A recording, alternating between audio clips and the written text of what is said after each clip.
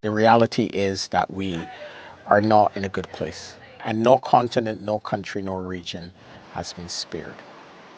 The developing world is being pummeled by climate impacts.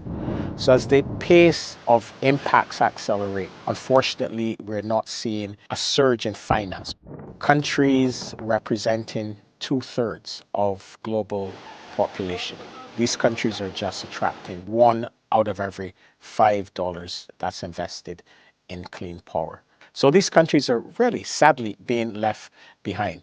A good, credible, and ambitious outcome on finance is absolutely needed, especially the G20 that accounts for about 80% of global emissions, really to show the world and to show their populations and send the right signals to markets and to investors that they are truly committed to a 1.5-degree pathway. COP29 represents an important milestone in our fight against the climate crisis.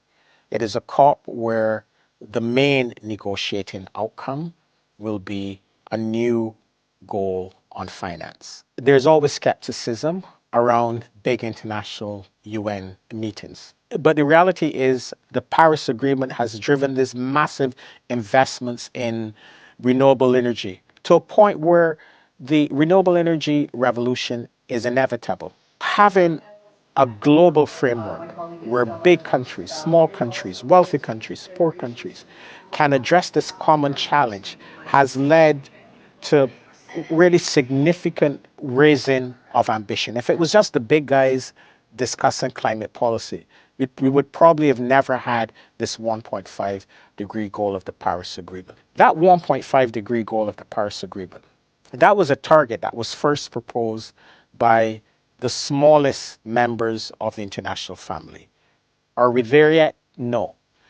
We need countries to continue to work together to solve this challenge.